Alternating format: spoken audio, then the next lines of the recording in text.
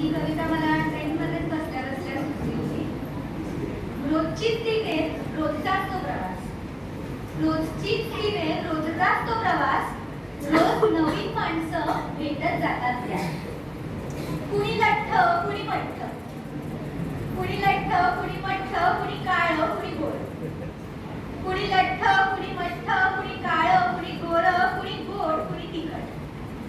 कुणी गोड, कुणी तिखट, कुणी तिकीट काढून तर कुणी फुकट.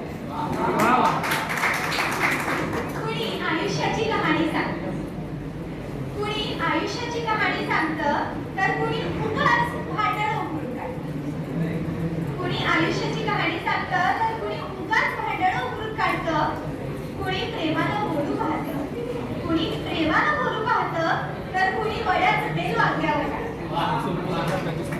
कुणी पोटा पाण्यासाठी जीव धोक्यात टाकतं, कुणी पोटा पाण्यासाठी जीव धोक्यात टाकतं तर कुणी आपलीच मनमानी करत बसतं.